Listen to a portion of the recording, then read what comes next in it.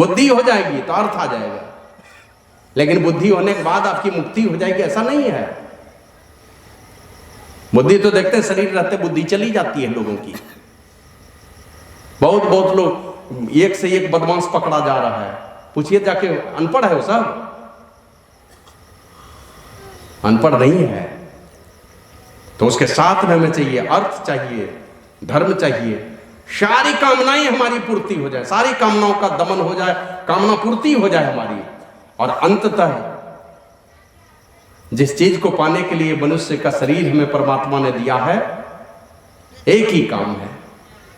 रामचरितमानस में ले आया है, आकर 4,84,84 जोनि भ्रमति या जीव अविनाशी, फिरत सदा माया कर प्रेरा, काल कर्म स्वभाव गुण घेरा, का बहु करी करना नर देही, देती इस बिनु हेत से नहीं। कभी कभी अहेतु की कृपा करने वाले, बिना कारण का कृपा करने वाले, वो है परमात्मा। और इस धरती पर उन्हीं का अंश लेकर के परमात्मा का ही सगुण साकार रूप होते हैं संत पुरुष। कभी कभी दया करते हैं परमात्मा, ये मनुष्य का शरीर दे देते हैं। और ये मनुष्य शरीर दिया भी इसलिए जाता है कि मेरी भक्ति करके मुझे प्राप्त कर ले। परमात्मा इसीलिए ये शरीर देते हैं।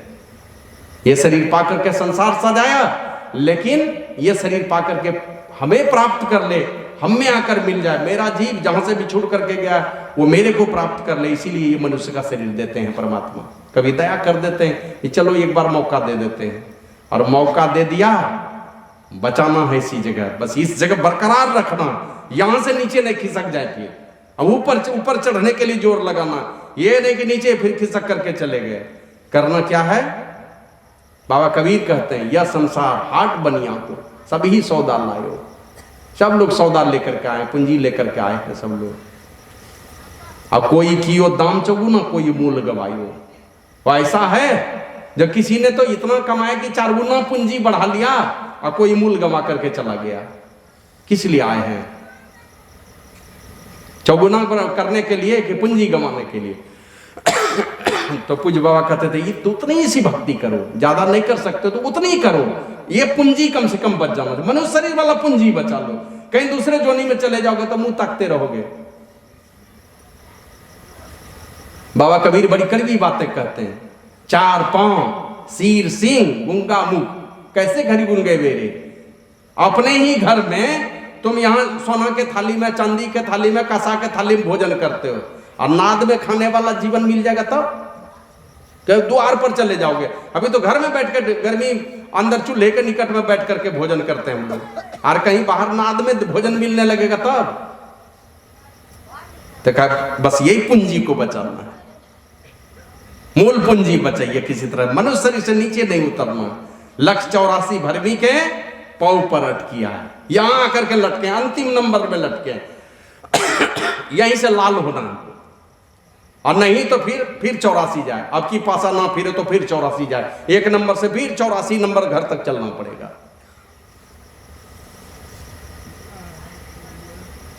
उसके लिए कहते हैं चलिए वहां साधु पुरुष के पास चलिए। और यही तुलसीदास जी महाराज कहते हैं, इन साधु पुरुषों की जो संगति है ना, का मज्जन फल देखिए तत्काल। जैसे ही उन साधु पुरुषों की संगति में जाकर के उनकी बातों को सुनोगे आनंद मन से, समझोगे आनंद मन से, और अपने जीवन में मंथन करोगे, तो कहा कि कभी संदेह नहीं करना, तुम ठीक ठाक दिमाग में बैठा लो, मानो तुम वही त्रिवेणी जिसको प्रयागराज कहते हैं वहीं पर जाके आनंद मन से तुम डुबकी लगा रहे हो। यहां सुन रहे हो साधु पुरुष के पास, और तुम उसी त्रिवेणी में डुबकी लगा रहे हो। और उस त्रिवेणी में जाकर के चारों फल मिलेंगे कि नहीं मिलेंगे, लेकिन इस त्रिवेणी में आकर के तुलसीदास जी महाराज कहते हैं गारंटी के साथ, और वो भी शरीर रहते, ये नहीं कि मरने के बाद, शरीर रहते चारों फल मिलेगा। जिस जीवन में मिलेगा साधु पुरुष की संगति में बिना गए मिलेगा नहीं, और मिलेगा तो शरीर रहते मिलेगा, मरने के बाद नहीं मिलेगा, इसी जीवन में मिलेगा। अब बाबा देवी साहब तो कहते थे एकदम ये नगद सौदा है, संत मत का जो सौदा है ना, ये नगद सौदा। ये नहीं कि देखते ना बड़े बड़े दुकान में जाते हम लोग कंपनी वाले के यहाँ ले जाके, हम लोग उज्जैन में जो कैंप लगाए थे ना, दिल्ली में और इंदौर में जाके 4-4 लाख का मार्केटिंग कर लिए, दे दिए हैं दिल्ली में, बासा देख रहे कि अब आएगा माल की तब आएगा। 15 दिन लगाया, सामान पहले, पैसा पहले से जमा है, कहते नहीं वो वाला सौदा नहीं है संत मत का, ये नगद सौदा है, एक हाथ से दो और दूसरे हाथ से ले लो सौदा एक साथ करके देख लो। तो मज्जन फल देखिए तत्काला। ऐसे साधु पुरुष की संगति में जाकर के जब उनकी बातों को सुन समझ करके अपने जीवन में उतारेंगे, सबसे पहला फल है मज्जन फल देखिए तत्काला। काक होई पीक बकऊ मरल, कौवा कोयल हो जाता है, बगुला हंस हो जाता है। मतलब धीरे धीरे देखेंगे आपको लाज लगने लगेगा। कड़वी बातें अगर बोलते हैं, गुस्सा के बोलते हैं, गाली देते हैं, तो धीरे धीरे लाज लगेगा। अरे हम तो सत्संगी बन गए, इतना खराब गाली बकते हैं, लोग क्या कहेगा हमको। ऐसे बहुत लोग इतने ढीठ लोग भी हैं, इतनी गंदी गंदी गालियां बकते हैं, उसका तो वर्णन मत कीजिए। बहुत गंदी गंदी गालियां भी बकते हैं। तो सत्संग का पहला प्रभाव है साधु पुरुष के संगति में जाने वाला, धीरे धीरे मधुर बोलने लगता है। कौवे जैसी कर्कश बोली बोलने वाला कौवा जैसा बोलने लगता है वो। जब तक अब कौवा एक बार एक महात्मा जी बता रहे थे कि एक कौवा जो है टेढ़ी मेढ़ी चाल से चला जा रहा था। तो कोयल पूछते चाचा कहाँ जा रहे हैं? बोला हमारी बोली कोई नहीं पसंद करता, इस देश को छोड़ के जा रहे हैं। कहा चाचा जहां भी जाओगे आखिर यही बोली तो साथ जाएगी, वहां भी तो लोग पसंद नहीं करेगा, तो देश क्यों बदलना चाहते? अपनी बोली बदल लीजिए ना, बोली बदल लीजिए। तो साधु पुरुष की संगति में जाकर के धीरे पहला परिवर्तन है, मधुर बोलने लगता है।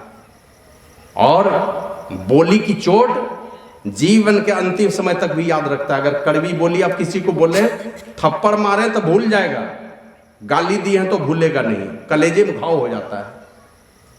तुलसीदास जी महाराज कहते हैं मधुर वचन है औषधि, कटुक वचन है तीर, श्रवण द्वार द्वे संचरे घाले सकल शरीर। सारे शरीर में घाव कर देगा, बात का इतना खराब प्रभाव होता है। तो मधुर बोलने लगता है। और कौवा कोयल हो गया, मधुर बोलने लगा। और बगुला हंस हो गया, मतलब उल्टा पुल्टा खाने वाला आदमी अब नीर और क्षीर का विवेकी बन गया, सात्विक भोजन हो गया। उल्टा पुल्टा खाते थे, उल्टा पुल्टा खान पान बदलने लगेगा साधु पुरुष के पास जाने से। और सुनी आचरज करई जन कोई, सत्संगति महिमा नहीं कोई। सुन करके कोई आश्चर्य नहीं करे, क्योंकि सत्संग की महिमा छिपी हुई नहीं है, प्रकट है इस संसार में। एक से एक नमूना है इस संसार में। आप लोग अंगुलीमाल की ही कथा उठाते हैं, झट से उनकी कथा उठती है। क्यों उठती है? ब्राह्मण कुल का बेटा है, तक्षशिला विश्वविद्यालय से बीए फर्स्ट क्लास की डिग्री है। गलत संगति में पड़ा, गला काटने लगा। और एक महापुरुष मिल गए बीच में, भगवान बुद्ध आए, दिशा ही बदल दी। बुरे लोगों की संगति में हत्यारा बन गया और साधु पुरुष की संगति में जाकर के दुनिया को जीवन दान देने वाला बन गया, भिक्षु बन गया।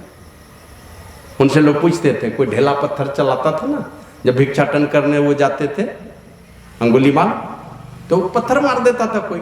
जो पहचानता था कि यही मेरे भाई को मारा है, कि हमरे मौसेरे भाई को मारा है, कि बेटा को मारा है, कोई न कोई पहचानने वाला तो मिल ही जाता था। तो ढेला पत्थर मारता था उसको। तो उन भिक्षु लोग कहते थे, भाई ये लोग पत्थर क्यों चलाते हैं? बोले वो कहते थे ये मूर्ख है।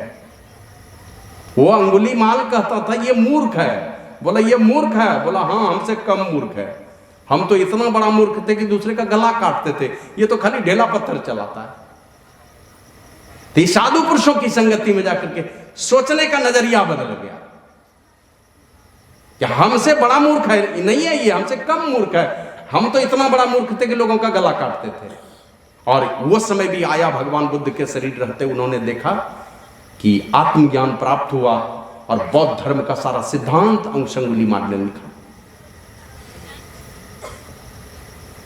वेद व्यास का जीवन उलटिए, कहां गए? साधु संग में गए। दासी का बेटा देवर्षि नारद बन गया, मछुआरिन का बेटा महर्षि वेद व्यास बन गया, साधु पुरुषों के बीच घूमते रहे।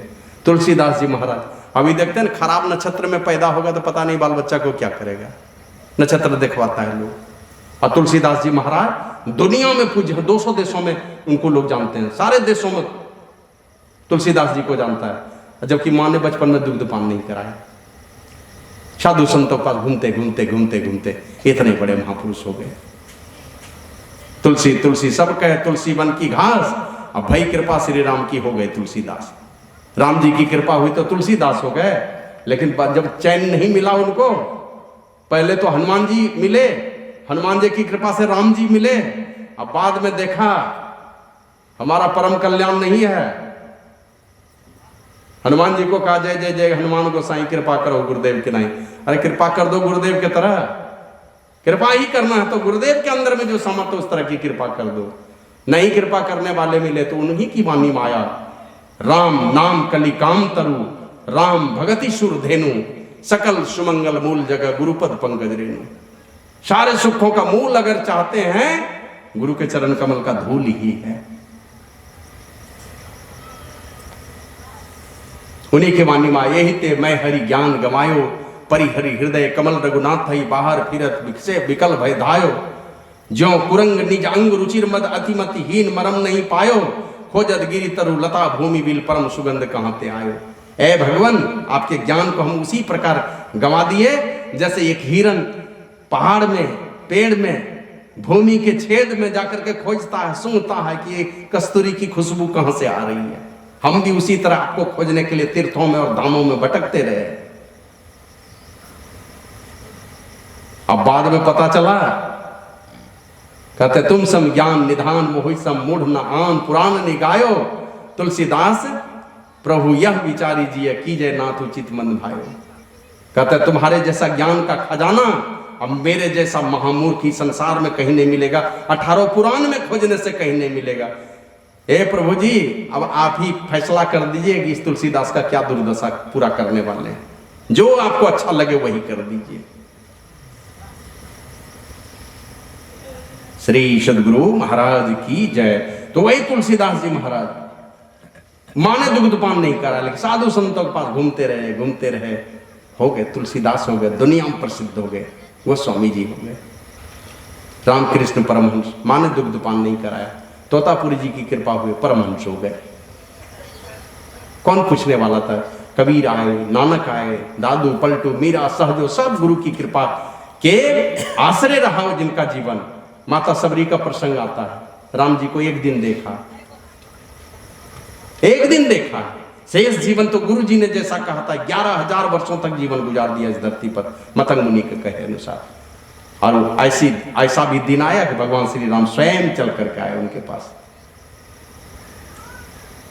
तो सत्संग की महिमा छिपी हुई नहीं है, कोई सुनकर के आश्चर्य नहीं करे। वाल्मीकि मुनि तीन का नमूना दिए तुलसीदास जी महाराज। नमूना इसलिए दिए, वाल्मीकि मुनि अभी देखते हैं ना, ये पूरा हंगामा पूरे देश में छाया हुआ है। वो कौन है? धीरेन्द्र शास्त्री जी, पंडित धीरेन्द्र शास्त्री जी, बागेश्वर धाम सरकार।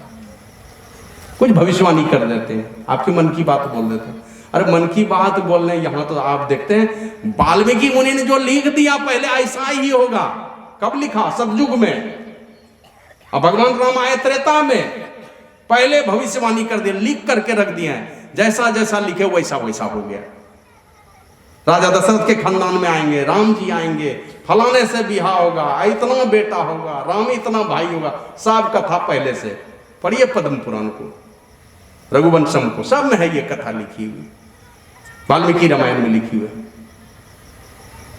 तो इतने बड़े महापुरुष नारद मुनि, दासी का बेटा, लेकिन साधु संतों के पास घूमते घूमते घूमते सीख लिया उन्हीं से। साधु के घर का तोता भी देखते हैं राम राम जपता है। अब पापी के घर में तोता मां बहन लगा करके गाली बकता है। सत्संग का प्रभाव है। कहते हैं सठ सुधरई सत्संगति पाई। सठ किसको कहते हैं? मूर्ख, सीधा सीधी परिभाषा मूर्ख।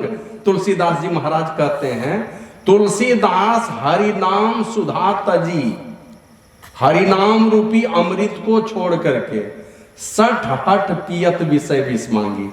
विषय रूपी विष का पान करे और हरि नाम रूपी अमृत का परित्याग करे, उसी को सठ कहते हैं। सठ का मतलब ये नहीं कि नन में ट्रिक है कि टिपदानी टिप देने वाला, उसको सठ नहीं कहते हैं। सठ कहते हैं जो हरिनाम रूपी अमृत को छोड़ करके विषय रूपी विष का पान करता, उसको सठ कहते हैं। और उसका जीवन कैसा होगा?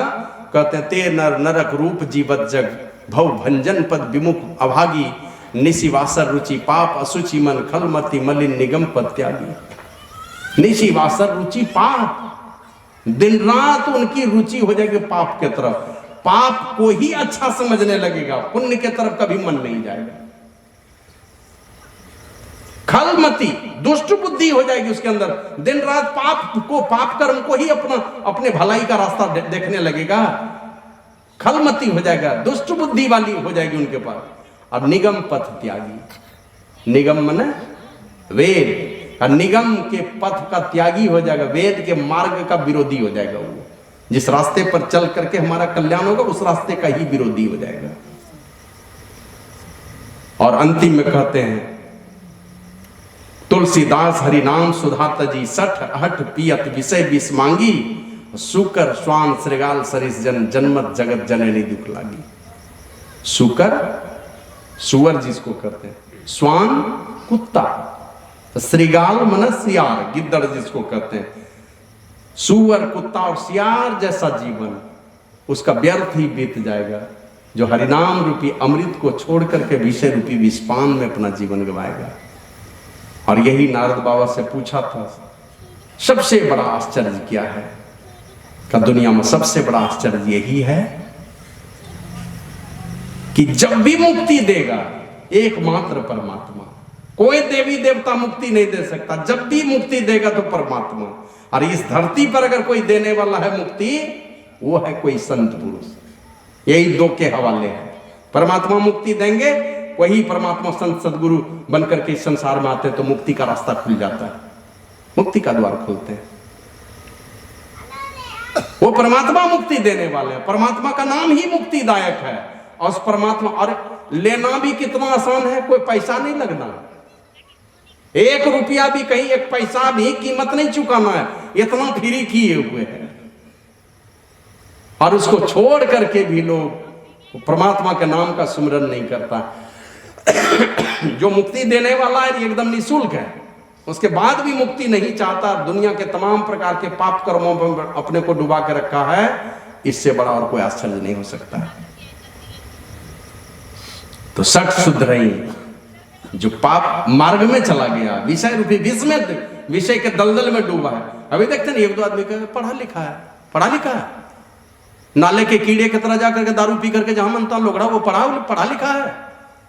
दारू पी करके माँ बाप को गाली सुनवाता, माँ बाप का निंदा करवाता, वो पढ़ा लिखा है। वो आए उस संसार में, जाना कहाँ है तुमको, इस संसार से कहाँ जाओगे, और जाओगे तो क्या लेकर के जाओगे, कौन सी तैयारी है तुम्हारे पास। ये सारी तैयारी कराने का काम साधु पुरुष लोग करवाते हैं। उसी में आया सत्संगति मुद मंगल मूला। सत्संगति क्या है? आनंद और कल्याण रूपी वृक्ष की जड़ है। किस वृक्ष की जड़ है सत्संगति? यह सत्संग किस वृक्ष की जड़ है? कहते हैं जिस वृक्ष में आनंद और कल्याण फलता हो, सिद्धि रूपी फल जिसमें लगता हो, आनंद और कल्याण जिसमें फलता हो। आनंद और कल्याण फल है, सिद्धि फल है, मुक्ति फल है, उसका परिणाम है। सत्संग रूपी पेड़ के जड़ में जब डालेंगे आप पानी, परिणाम क्या आएगा? सत्संगति मुद मंगल मूला, और सोई फल सीधी सब साधन फूला।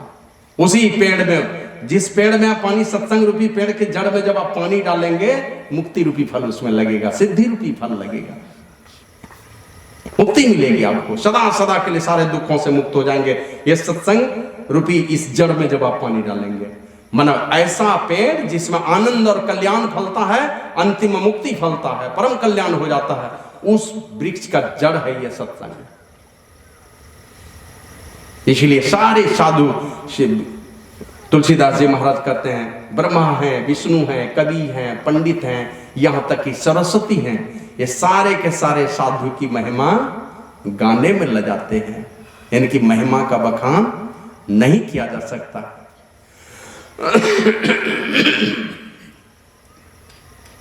आया संतवानी में कोटि कोटि तीरथ करे, कोटि कोटि कर धाम, और जब लगी संत ना से वही सरे नए को काम।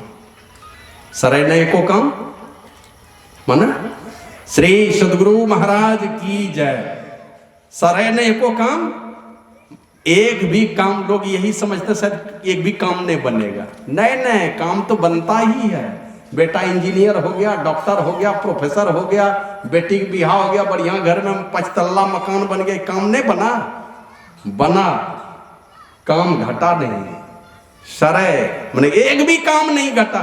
सारा का सारा काम, जितना काम कल था वो सारा का सारा काम अभी भी धरा हुआ रह गया। बेटी के साथ प्रेम, बेटा के साथ प्रेम, बहू के साथ प्रेम, ये आसक्ति के डोर में बंधा हुआ ही हमारा जीवन कल भी था और आज भी फंसा हुआ जीवन रह गया मेरा। बाबा कबीर कहते हैं, सुन मेरे साजन सुन मेरे मीता, या जीवन में क्या क्या कीता, सिर पाहन का बोझा लीता, आगे कौन छुड़ावेगा रे। माथा पर क्या किया? तो आसक्ति लदनी, आसक्ति का लदनी लाद लिया और फंस गए। पहले तो एक बेटी थी, बिहार किए तब 15 समधी तैयार है, 15 समधीन तैयार है, उतने के साथ और जुट गया हमारा रिश्ता। और वो तो जो समधी वाले हैं उनको पता होगा कि एक समधी कितना रिश्ता पैदा करता है। तो इसलिए तुलसीदास जी महाराज कहते हैं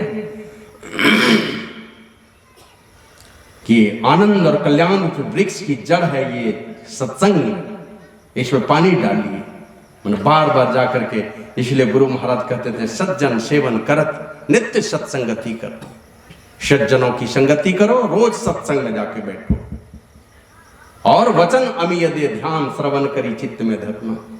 वचन रूपी अमृत है, अमृत है ये, औषधि है ये, है ना। एक भक्त ने लिखा, संत वचन व सुधा देव भी जिसके सदा भिखारी। संत वचन व सुधा, कैसा सुधा है?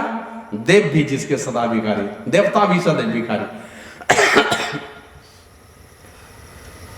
संत वचन व धन जिसका है, नर प्रधान अधिकारी। देवता तो भिखारी है, लेकिन प्रधान अधिकारी मनुष्य है, देवता नहीं है प्रधान अधिकारी, मनुष्य है उसका प्रधान अधिकारी। संत वचन रूपी अमृत पान करने का प्रधान अधिकारी मनुष्य है, और मरते अमर बन जाता जिससे वह संजीवन रज है। और रामबाण सब भव रोगों, संत वचन सब भव रोगों का रामबाण भेषज है। कोई दवा देता है ना, ये कौन दवा है भाई? एकदम रामबाण। रामबाण मने इस बीमारी को साफ ही कर देगा, नहीं रहने देगा इस बीमारी को, रामबाण। उसी प्रकार संतों की वाणी, संत वचन सब भव रोगों का रामबाण भेषज है। रामबाण दवा, भेषज माने दवा होता है, सारे भव रोगों का ये रामबाण भेषज है, मैंने रामबाण अचूक दवा जिसको कहते हैं, वो दवा है संतों की वाणी।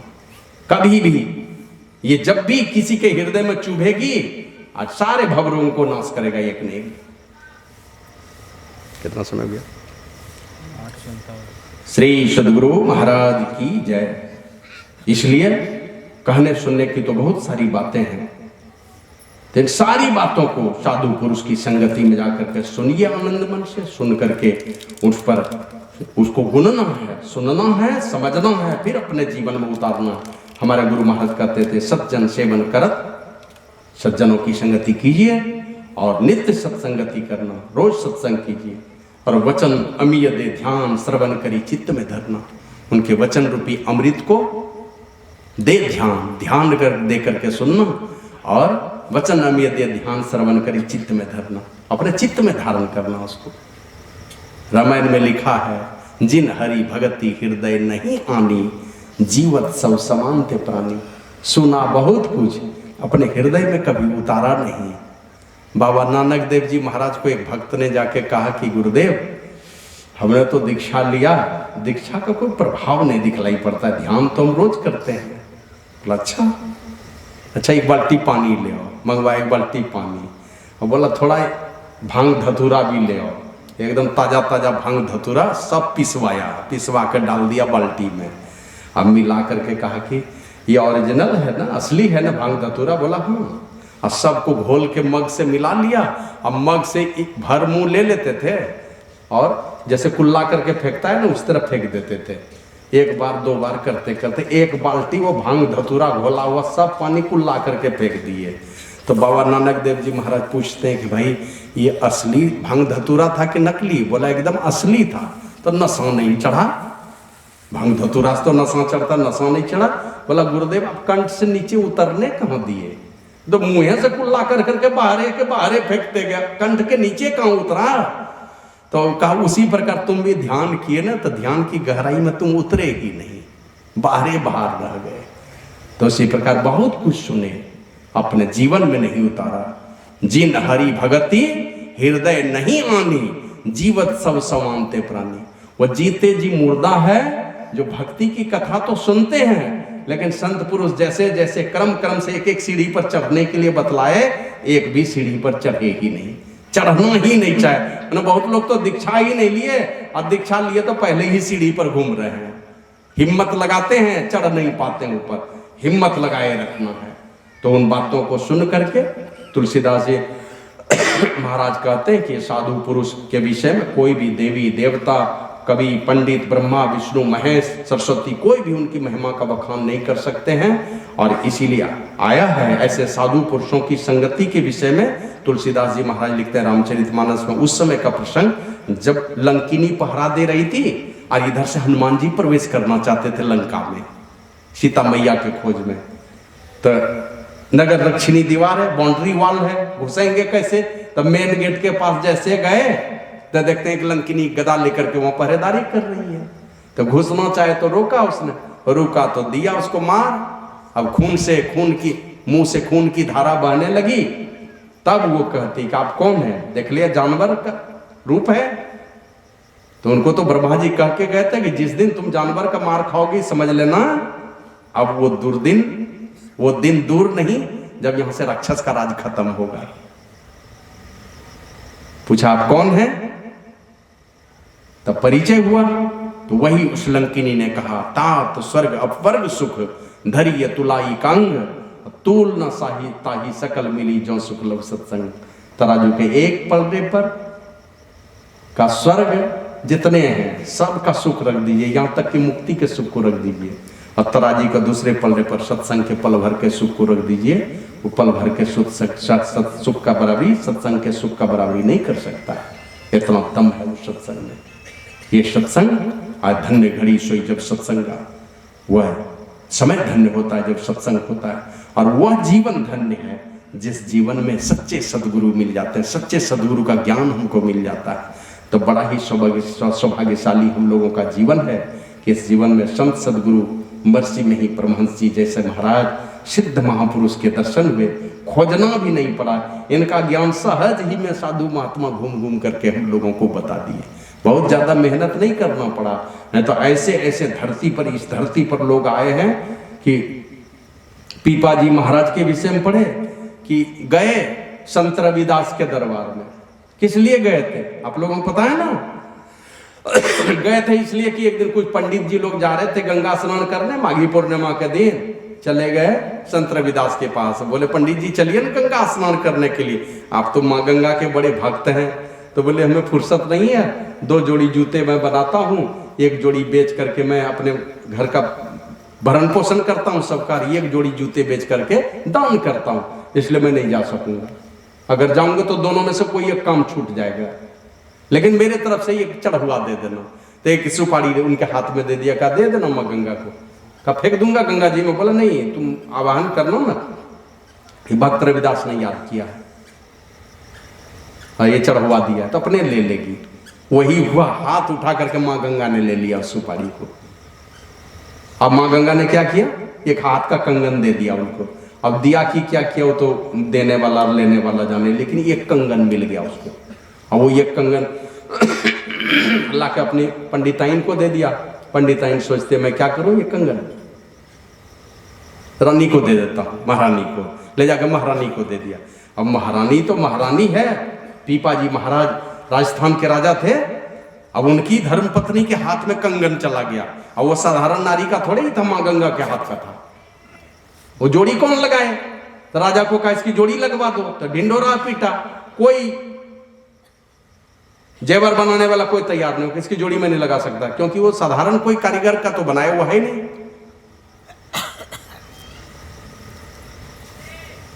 श्री सदगुरु महाराज की जय। तब उससे पूछा उस पंडित से कि तुम लाए कहां से, सारी घटना की जानकारी मिली। तब पहुंचे हैं पीपा जी महाराज संत रविदास के घर पर, किसकी जोड़ी लगा दो। अब जैसे गए हैं जोड़ी लगाने के लिए। बस वही संत रविदास तो चमड़ा धोने के लिए कठोते में, जिस कठोते में चमड़ा धोते थे ना, उसी का पानी लेकर के कर लो चरणामृत। अब चरणामृत दे दिया काशी नरेश को, ये राजस्थान के राजा को, पीपा जी महाराज को, उनको दे दिया। और वो भी मन ही मन सोचता कहाँ किस चक्कर में आके हम फंस गई, चमड़ा वाला पानी का तो चरणामृत ले लो। अब लाचारी में वो तो बड़ा ख्वाब लेकर के ना आया है वहां पर, दूसरा ख्वाब है ना, माला की जोड़ी चाहिए तो लेना तो पड़ेगा, ले लिया। और संत रविदास बोले हाँ भाई जोड़ी लेने के लिए मैं जोड़ी भी लगवा दूंगा। और उधर से आए, इस बीच में उसने क्या किया, वो चरणामृत फेंक दिया, अपने धोती में पोंछ लिया। वो आए उधर से और वही चमड़ा वाला जो पानी जिस कठोते में चमड़ा धोते थे वो लेकर के आए और हाथ घुमाए उसमें, और हाथ घुमा करके प्रणाम करके कहते माँ गंगे कि एक भक्त बड़ी परेशानी में है, एक कंगन तो तुमने दे दिया, दूसरी भी जोड़ी दे दो इसको। माँ गंगा उसी कठोते में प्रकट हो गई और वहीं से वो कहावत चली, मन चंगा तो कठोती में गंगा। वो माँ गंगा प्रकट हो गई चमड़ा धोने वाले पानी में। मन चंगा होना चाहिए, जो कहेंगे आपका मन चंगा होगा, सारे देवी देवता भगवान सब सुनने लगेगा, आपका मन चंगा हो जाना चाहिए। प्रकट होकर के दे दिया। लेकिन वही वो पीपा जी महाराज ने जो पोछा था वो चमड़े वाला पानी अपने धोती में, तो बाद में लेकर के गए तो किसी दासी को दिया, उसने धोया तो दाग नहीं साफ होने लगा, तो दांत से चबा करके सोचा साफ कर दूं, तो उसकी दिव्य दृष्टि खुल गई। सारी घटना की जानकारी पीपा जी महाराज को मिली कि यही चमत्कार संत रविदास के उस चमड़े वाले पानी का ये चमत्कार है। तो लगा कि ये तो धोती में लगे हुए दाग को चबाने से इसकी दिव्य दृष्टि खुल गई, हमको तो दिया था पीने के लिए, हमने तो पिया नहीं। इनको बड़ी अफसोस हुआ, ये भागे भागे गए हैं संत रविदास के पास और उनको जाकर के कहते हैं कि गुरुदेव फिर से चरणामृत दीजिए। तो भक्त रविदास ने यही कहा कि राजन हमने तो सोचा था कि मुफ्त में दे दूं तुझे, मेहनत नहीं करना पड़े तुमको, मुफ्त में मैं देना चाहता था, लेकिन तुमने उसका अनादर किया, इसलिए अब मुफ्त में नहीं मिलने वाला है, अब तुमको नौकरी करनी पड़ेगी, टहलू करनी पड़ेगी, तब तुझे मिलने वाला, फ्री में नहीं मिलने वाला है तुमको। तो राजपाट छोड़ करके भक्त रविदास का ही शिष्य बन गया, वहीं पर टहलू करने लगे, बंदगी बजाने लगे। वर्षों बाद भक्त रविदास की कृपा हुई, पीपा जी महाराज को नामदंड मिला। आगे चल करके उन्होंने साधना करके उनकी बातों को जैसा जैसा उनका आदेश हुआ वैसा वैसा साधना करके उन्होंने उस अवस्था को प्राप्त किया जिस अवस्था में भक्त रविदास पहुंचे हुए थे, उस अवस्था को प्राप्त किया पीपा जी महाराज ने। और आने वाले समय में बहुत बड़े सिद्ध संत के नाम से पीपा जी महाराज विख्यात हुए। तो इसलिए उनकी बातों को सुन करके सुनना है आनंद मन से, तब समझ में आएगी, और समझ में आएगी तो समझ करके नहीं रह जाना, रोज दिन अभ्यास कीजिए। हमारे गुरु महाराज कहते थे सदगुरु कृपा की आसना, और आस है तो क्या, करता जो नित अभ्यास ना, विश्वास है तो क्या। खूब विश्वास है हमको लेकिन अभ्यास नहीं, थोड़ा थोड़ा ही कीजिए लेकिन रोज अभ्यास कीजिए। 22 घंटे समाज के लिए, 2 घंटे अपने लिए सुरक्षित रखिए। इस 2 घंटे में ध्यान का रंदा चलाना है। एक छोटी सी कथा कहकर मैं अपनी वाणी को विराम दूंगा। एक बार एक कोई कारीगर आया किसी राजा के घर में, तो उससे पूछा कि भाई क्या करते हो तुम? बोला कि मैं चित्रकारी करता हूँ। कौन सा चित्र बनाते हो? कहा बढ़िया चित्र बनाता हूँ, कोई दीवार आप हमको दिखा दीजिए, वहीं चित्र बना के दिखाऊंगा। बोले ठीक है चलो। एक बड़ा सा हॉल दिखा दिया, उसमें चित्र बनाने लगे। बोले कि लेकिन जब तक मैं कहूँ नहीं तब तक मेरा चित्र देखने कोई नहीं आइएगा। बोला ठीक है नहीं आऊंगा। कुछ दिनों के बाद एक दूसरे चित्रकार आ गए, वो कहते मैं भी चित्रकारी करता हूँ। बोला किस तरह का? बोला कोई भी करता हूँ, बढ़िया बनाता हूँ मैं। तो बोला ठीक है, एक बड़ा सा हॉल है, एक चित्रकार उधर कर रहा है, उसको पर्दा से घेरा डाल देते हैं। बोला हाँ डाल दीजिए। घेरा डलवा दिया, दूसरे में चित्रकारी करने लगा। महीना गुजर गया। अब गुजर गया तो 1 महीने के बाद तो पहला चित्रकार जाता है कि महाराज चलिए हमारी चित्रकारी देखने के लिए। राजा को गया कहने के लिए, तो राजा मंत्री सब घुसा, देख करके दंग रह गया। इतना बढ़िया चित्र बनाया था, बहुत बढ़िया, एकदम लगता था वो चित्र बोल रहा है। गदगद हो गया राजा। तो दूसरा चित्रकार कहता है कि महाराज अब चलिए मेरी भी चित्रकारी देख लीजिए। अब उनकी चित्रकारी देखने के लिए गए हैं तो राजा दंग रह गया ये देख करके कि ये पहला वाला जो चित्रकार है तो खूब बढ़िया चित्र दीवार पर बनाया है, अब तुम जो चित्र बनाए ये दीवार के भीतर कैसे घुस गया तुम्हारा चित्र? मतलब 300-400 फीट भीतर में दिखलाई पड़ता था, दीवार के भीतर। बोले ये भीतर तुम कैसे घुस करके चित्र बना लिया? तो दूसरा वाला चित्रकार कहता है महाराज हमने भीतर घुस के चित्र नहीं बनाया, बाहर में भी दीवार में हमने चित्र नहीं बनाया, चित्र तो वो बना रहा था। कहा मैं दीवार पर चिकनाई चढ़ कर रहा था, रौंदा चला रहा था, इतना कीमती पत्थर है उसको खाली मैं रौंदा चला रहा था 1 महीना से, और इतना रौंदा चलाया उस कीमती पत्थर पर कि वो वाली जो उस दीवार में तस्वीर है ना वही तस्वीर दीवार के भीतर में दिखलाई पड़ने लगी। देखें समतल दर्पण में देखिएगा जितना दूर में शीशा रहेगा लगे उतना भीतर, उतना फीट भीतर आपका बराबर और सीधा प्रतिबिंब बनता है ना। तो जितना दूर पर आप खड़े रहिएगा देखिएगा लगेगा उतना भीतर में है, शीशा के अंदर में आपकी तस्वीर है। तो इसी तरह इतना चमकाया दीवार को, ये इस दीवार की तस्वीर इस दीवार के भीतर में झलकने लगी। कहा हमने कुछ नहीं किया, खाली रौंदा चलाया, हमने खाली दीवार को चिकना किया है। बाबा कबीर कहते हैं जब दर्शन देखा चाहिए तो दर्पण मांजत रहिए, जब दर्पण लागी काई दरस कहाँ ते पाई। दर्पण मन रूपी दर्पण में ही काई लगी है, इस काई को मिटाने के लिए हम लोग मानस जाप मानस ध्यान ये दोनों काम करके मन को पवित्र कर लेते हैं, और पवित्र मन के द्वारा तब हम लोग एक बिंदुता का साधन करते हैं, दृष्टि साधन का अभ्यास करते हैं। इस दृष्टि साधन के अभ्यास के द्वारा हम ब्रह्मांड में प्रवेश करके अंतर जगत के बहुत सारे नज़ारों को हम लोग देखते हैं, और उन नज़ारों को देखते हुए हमारे गुरु महाराज कहते हैं पीली नीली लाल सफेदी स्याही सन्मुख आता है, छट छट छट छट बिजली छटके भोर का तार दिखाता है, चंदा उगत उदय हो रवि हो धूर शब्द मिल जाता है, और गुरु सदगुरु के चरण अधीन अगम भेदिया पाता है। जो गुरु सदगुरु के चरण के अधीन रहेगा, जो बाहरी नजारा ये पीली नीली लाल सफेदी स्याही सन्मुख, ये 5 पचरंगी चादर आपको साधना के शुरुआती अवस्था में ही दिखलाई पड़ेंगे। वहां से जैसे आगे बढ़ते हैं तो चंदा उगत शस्त्रदल कमल में चंद्र का दर्शन होता है, साधक जब आगे बढ़ता है त्रिकुटी महल में सूर्य का दर्शन होता है, ये सारा नजारा। और उदय हो रवि हो, चंदा उगत उदय हो रवि हो, चंद्रमा भी उगेंगे सूर्य भी उगेंगे, और धूर शब्द मिल जाता है।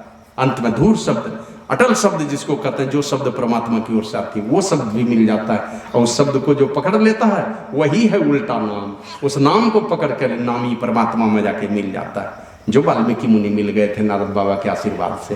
तो ये सारा काम जब तक हम लोग सुन करके समझ के अपने जीवन में नहीं उतारेंगे तब तक ये होने वाला नहीं है। और इस काम में सफलता उसी को मिलती है जो चरित्रवान बन करके रहेगा समाज में।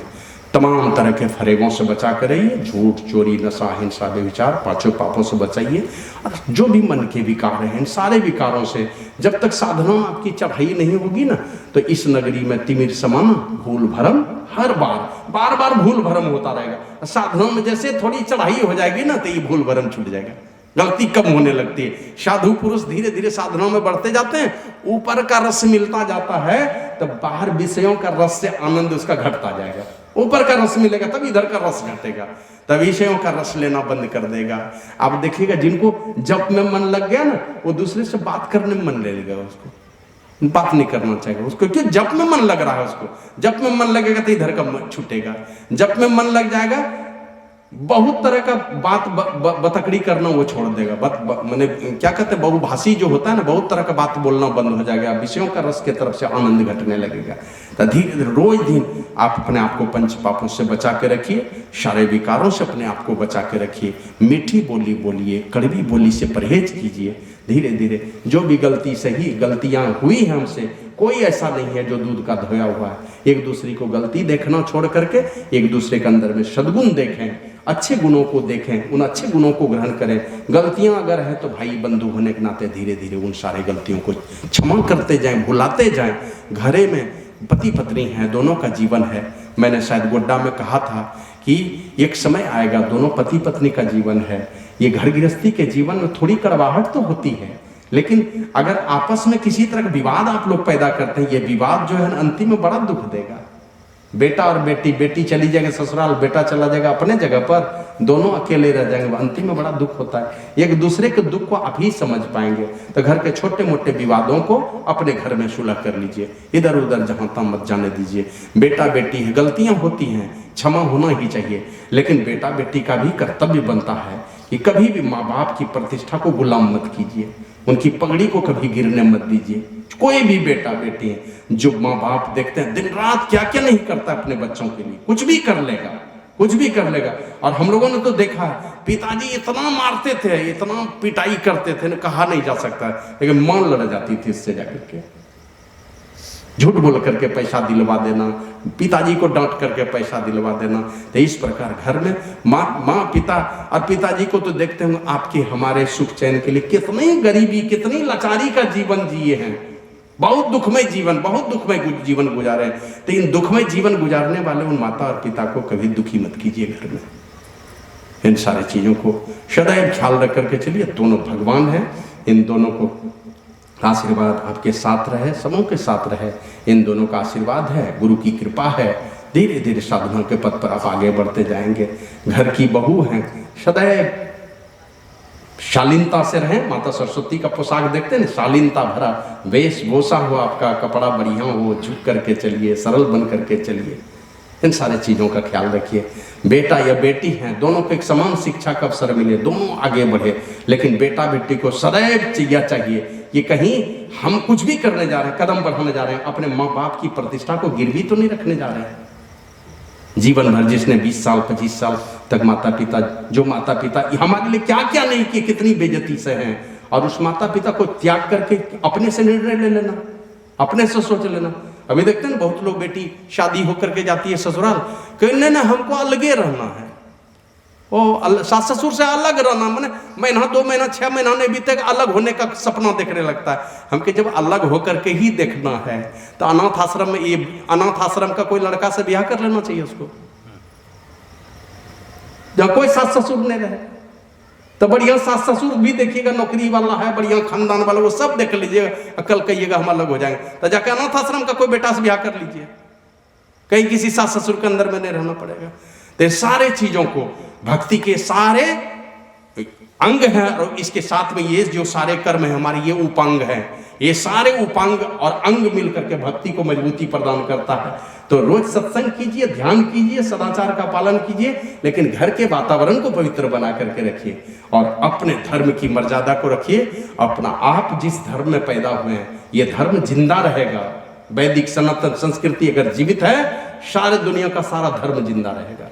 वैदिक सनातन संस्कृति जीवित है तो भारत जीवित है, और भारत जीवित है सारी दुनिया जीवित रहेगी। ये भारत किसी को मरने नहीं देगा, नहीं तो सारा देश रसातल में चला जाएगा अगर ये वैष्णव सनातन संस्कृति अगर डूब गई तो।